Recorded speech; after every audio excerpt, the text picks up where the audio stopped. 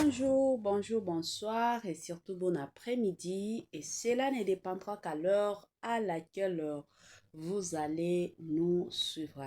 Bienvenue, bienvenue surtout sur notre chaîne Inès NM officielle. Bienvenue, bienvenue na balandi tout yakala. Bienvenue, bienvenue na balandi surtout yasika. Boye imalamu na chaîne abiso ya Inès NM officielle. En tout cas, la famille, si c'est la toute première fois, ya Coco Tapina na chaîne abiso ya Inès NM officielle. Comme je l'ai toujours dit, veuillez vous abonner massivement. Abonnez-vous, abonnez-vous, abonnez-vous. Cliquez aussi sur la cloche de notification. Bande konanga kande to beta masolo lelo awa to ye lisusu na makambo kande to lobango kande to solo la kaka ndenge bande konanga makambo ya Aska Olangi, makambo ya bana ya mama Olangi. Toyaki kolala kolamuka na ba video, toyaki kolala kolamuka na ya somo, toyaki kolala kolamuka na ya koinda, toyaki kolala kolamuka na ya kobeba concernant Aska Olangi. Aska Olangi aza bongo mwana ya mama Olangi na papa Olangi. Aza mwana na bango, biso nyonso toyebi bango. Bana ya papa Olangi na mama Olangi, avant bapanga na bango bakufa, bazalaki na bango ya kobala te. Mibali ezate ke non, mibali babando ya te, mibali babando ya, mais en tant que parent, kande boyebi, parent nyonso soué na ye, soki azoboti bana na ye, soki mobali aye, amonike mobali oyo aza bien te, parent nyonso akolinga te. Mais tomona lelo na baka ebele, omona mwasi soki alingi mobali, aondimata azwa zemi pour que akende na ye kovanda na mobali alingi, mais na suka, ba conséquences ezala kaka omona ka mwasi abandi koloba ke non, si je le savais soki nayokaki ata ba parents nanga nalingaki nakoma bisika na komite esalaka toujours bongo ba o nyonso bakota na ba mabala bongo ba parents baboyi mais mobali ake kotia mwasi zemi tomona bango bisika bakoma eza bongo. Alors bandeko nanga ebela bato biso nyonso tolanda dossier tolanda video ya mobali ya Aska Olangi makambo asalaki ye tango mama Aska Olangi abandaki kopesa ba témoignage kaka ndenge ezalaka. Sans plus tarder natiela bino nanu video yango bolanda ngo nanu bolanda penza video ngai ya bino mama Inès NM officielle na ozonga mwa sima pona komeka kaka kande to sololaka bongo pona komeka koya ko éclaircir makambo ebele parce que ebele euti kobima na poisa ebele euti kolobama ebele euti awa ya somo tolanda nanu la famille et on se retrouve juste après. Papa Kassé va saluer le peuple de Dieu et nous allons partager la parole. Papa Kassé is going to greet the people of God and then we're going to share the word of God. Alléluia. You can't say the family before me. I have a cause. It's all throat. J'ai de la toux, alors pardon. Amen. Amen. Alléluia. C'est quelle famille? Je vous salue au nom de Jésus-Christ, Amen. le Dieu de papa et maman Olangi. The God of Papa and Mama Olangi. JCC. JCC. The anointing is there. JCC. JCC. The anointing is there. Amen. Amen. Comme ma femme vient de dire, on est vraiment dans la joie d'être ici. C'est la As my première fois. wife said, I'm very rejoiced to be here tonight. C'est la première fois que nous sommes à Atlanta. It's the first time being in ATL. Bon, au ministère, bien sûr. I mean, in the branch of ministry in Atlanta. Parce qu'il y a plus ou moins 2 ans, on est passé par ici. Because 2 years ago, we passed through here. Si je me rappelle bien, pour aller à Charlotte, je pense. By my remembrance to go to Charlotte, Donc, c'était juste de passage. it was just like passing by.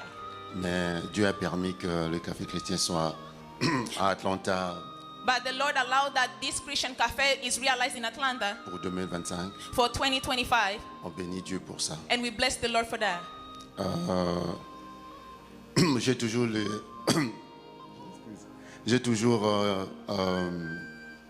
demandé Dieu quand je vais dans un siège pour la première fois. I always ask the Lord when I go to a branch for the first time, Comment je vais saluer le peuple de Dieu. how am I going to greet the people of God? Je m'excuse, je vais parler en anglais. Hein? Je vais transformer. Yes. So I was praying to God. Je priais à l'Éternel. I asked God, how can I greet your people? Je lui ai demandé comment est-ce que je vais saluer son peuple. And God gave me a verse. Et il m'avait donné un verset, It's in John 5. Jean le chapitre 5. If you can read that quickly, please. Si nous pouvons le lire rapidement.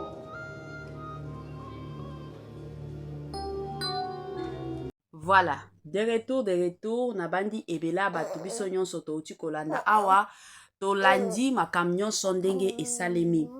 Eza kutu na video mosusu euti kofite awa bandiko nanga, video mosusu euti koya. Donc kobotola mama Aska Olangi micro, oyo video bauti komona eza ya liboso te. Et je suis sûre et certaine que vous allez payer à soukate pour mibali o bazalaka na comportement mabe ba yoka kana bangote ata soki boye na ba réseaux sociaux bolobi na suka bazalaka toujours na tendance à continuer ba bizaleli na bango. Alors eloko kana lingi na loba awa bandeko nanga eza que na ndenge akomonela madame Aska Olangi omoni tango mwasi akotaka na ndako ya libala mingi ba conseil ba parents ebele bateyaka bana na bango eza que libala ezalaka kaka ba rose te, libala ba épine pe ezalaka, libala c'est la patience, libala balobaka penza ebele pona makambo ya libala. Yango bomonaka basi ebele ata soki aza na ndako ya libala ata soki ezoyinda ezobeba omona basi ebele ba préféraka na bango bavanda ka na libala. Pourquoi? Parce que bateya bango ke libala c'est la patience, libala il faut que supporter ka mibali, surtout ba mosusu elobi ata bango moko bazolo ba mibali bazalaka neti bana muke. Ka ndenge oboti mwana ozo kengela mwana yo moko sala boye makamyo se faut salela ye. Ba mosusu pe bakota déjà na libala na ba parole wana. Donc ata soki mobala azo sala mabe parce que pa na ye ba yebisaki ye ke non mobala aza neti mwana muke ye azokende na ye kaka na mwana muke. Soki botali bien na ebandeli ya libala ya Sœur Aska Olangi na mobali na ye papa Kevin Kaseya soki bolandeli penza libala na bango na ebandeli bomona ke mama Aska azalaki moi heureuse elle était toujours souriante. Na ministère na ye pe ezalaki ezokendaka mais après kaka bakoti na ndako ya libala kobotaka oya bota changement ya makasi ezali changement ya makasi ezali côté ya santé toyebi biso nyonso bon lelo oyo ezali oui basi ebele bazobatela banzoto na bango la plupart ya basi balingi kokola te après kobota mais quand même mwasi nyonso soki aboti toyebaka biso nyonso ke non awa quand même afongwami awa quand même otali penza mwa évolution ya makasi ezalaka na côté ya basi au sentir penza mama Aska plutôt Olangi akomi mwa silencieuse silence moko ya makasi, silence moko penza ezobangisa moi personnellement silence na ye mosusu na vandaka na lobi mwana mama Olangi azalaka kaka to azate ba mwa koyeba ye komona ye oto bando mona ye ezalaka lisusu te na mobali na ye soki olandeli ye bien aza mobali moko ya ba charisme ebele.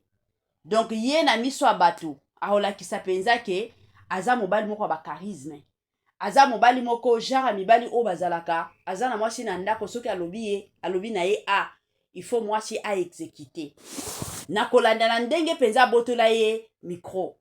Boyebi la famille bato ebele ba mosusu bazokotela mobali ya mama Aska Olangi. Il faut tozala honnête.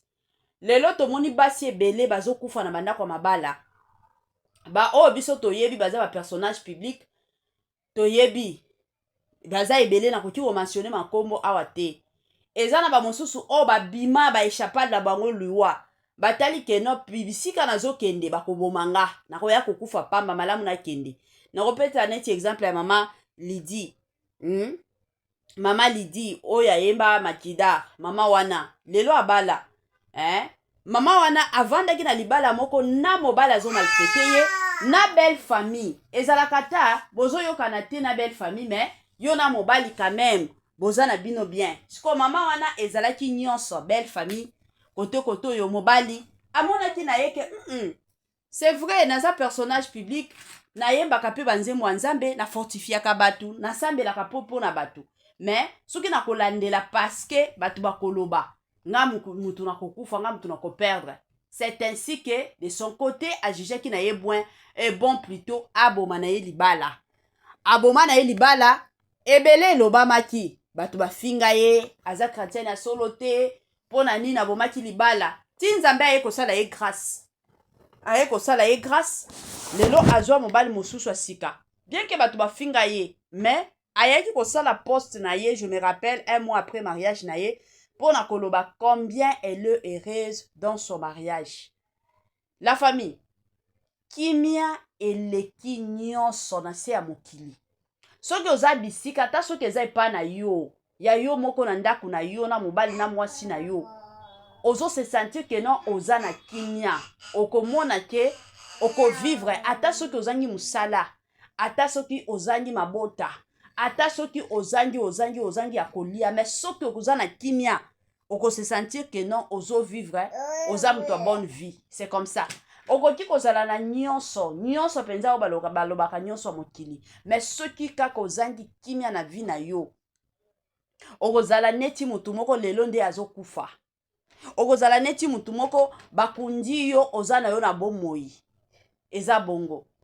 Lelo toye komona makambo mama Sandra Mbuyi eyaki kobima awa la famille eza na mutu moko te oya kotikala kondima te ke mama Sandra Mbuyi abandaye ko vivre ya makasi na ndako ya libala mais ezalaki kana ba indice moko oye bando lakisa ke non il y a quelque chose qui se passe na vie ya mama Sandra Mbuyi mais lelo boyaki komona bino nyonso na ba réseaux sociaux ti boye komona na sœur Lydia Kaseya soki sœur Lydia Nseya wana aye kobimisa ba photo na ye bakende boye na mobali akomi ba agitation. C'est parce que mobali azoyebisa ye sala yango soki osali yango te kana na betaka yo na continue ko beta mobali abetaka ye c'est connu de tout le monde ata lelo soki akoya koloba mobali nanga aza juriste asala droit mata kita etali biso te mais c'est que biso toyebi eza que aza na libala moko aza heureuse te tina ba poste oyo apostaka eza ye mutu apostaka te c'est son mari ye moko azwaka Facebook atie pour que bato batala bakanisa ke non oui c'est vrai elle est heureuse mais na cesse na kati ya motema yebi ke aza na ye reste.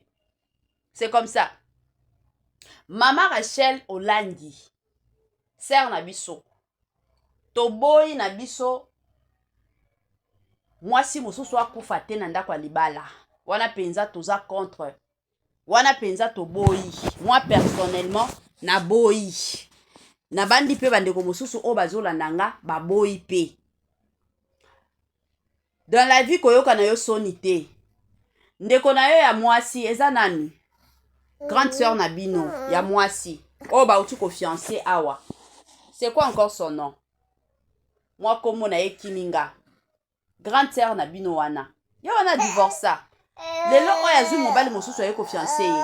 Je me rappelle na prédication na ye mboko ateya abando beta lisolo na mariage na ye makambo mona na mariage na ye eza na babilo mosusu batu bakoloba musala batu eza koloba kutu be mwana muke abotami lelo ka lelo oyo lelo ka lelo oyo mwana bakomi kotonga ye ke di yo mutu oza na se ya mokili oyo pendant soki 20 ans 30 ans 40 ans yo oza nani pour que batonga yo te yo oza nani pour que batu balobela yo te batu bakojije batu bakoloba eza musala batu mais kokufa na soni te kufa ata liwa neti baparent na yo bakufa babela bakufi kufa ata liwa ya bongo ke kokufa liwa moko non parce que naza na soni batu soki bamoni omoni biso toteyaka batu boteyaka batu bien sûr mais bino botikala kokela batu te est-ce que yo muto créa mobali na yo o créa ye te Zambe muto a créa ye mais soki omoni ke comportement o eza na kati na ye eza comportement oyo so supela nango te eza comportement ya bien te omeki ko solola na ya a changer omeki ko sambela mais rien ne change. Tu ne peux pas forcer les choses oko forcer eloko moko te mais ce qui est important eza ke longwa na libala wana eza na mabala mosusu oui bien sûr batu bavandaka eza pe na mabala mosusu soki omoni ke makambo ezotambola bien te makambo ezokende pe bien te malamu obima olongwa ekozala toujours malamu. Bozobala mibali moko bazobetaka bino donc mobali penza bizaleli soki na public aza boye ke dire na ndako ya libala ke dire na ndako na bino o bozalaka mibale na public azobotola ye penza mikro epi abeti karako tomona kata batu mosusu na public basalaka ta semblant omona ta eza likambo ye nde efale aloba yo mwasi okomi kozwa relève aye kaka zwi yo asimbi yo na lipeka alobi ok maman c'est fini, je peux continuer. Hein? Nandenge ka ya tendresse. Mais ya yo, ce n'est pas le cas. Na miso abatu penza ya botolo micro. Hein? Pour na kolakisa ke non aza mobali. Mobali andenge nini? Mobali moko azanga tendresse, azanga douceur. Hein? Eza bien teint. Ezo lakisa déjà ke na ndako libala beta kayo. Soki biloko belite. Hein? Kobeta se kobeta. Soki ayebisi yo ke non sala boye. Yo lobi ke non nazana jeune lelo nazana makasi tina okokate wana beti neti aboma. Amoni penza o biloko akolia na yeko. Hein? Eza ka pasi yango mobali yango lingati ye pona nini? Hein? Parce que kotala ye bien. Na mariage, yo muto bimisa mbongo, yo muto bala ye, na makamti na ndenge aza boye. Eza ba mbongo na yo moko, je ne pense même pas que mobali wana zakata na musala. Aza jara ba mibali o baza ba mario na ndako. Yango alandaka yo bisika nyonso soki ozoke nobeta ba concert. Bandeko il faut bomi yebela. Na bandeko na biso o bayembaka ya basi, na bandeko na biso ya basi o baza na succès. Soki omoni ka mibali na bango bazolandaka bango na sima. Déjà boyeba ke mibali na bango wana bazaka misala te. Baza na bango ba mario. Baza na bango ba mario, baza na misala te. Donc ndenge eza boyembi basi na bango nde babala bango. Bango batikala kobala na bango te. Batikala na bango kobimisa bambongo na bango te po babala. Bango moko ba mibala basi. Eza kapasi yango moni mobali o abimisa mbongo pona kobala. Akozala na bolingwa makasi. Akozala na sens wana ke non, c'est ma femme, je dois la respecter. Pour ayebi combien il a souffert pour nako bimisa mbongo abala. Mais mobali mwasi oyo omibala yo moko na libala. Yango pomona ka mibali basala ka di n'importe quoi. Ayebi ke ye moko abibala.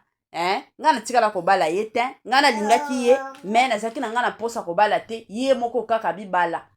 Eza kapasi, soki otali kutu Kevin wana mobali ya mama Aska Ulangi. Aza kutu mobali moko ko mériter na ye te, aza kutu ata na niveau na ye te, kobanda lelo ti lobi.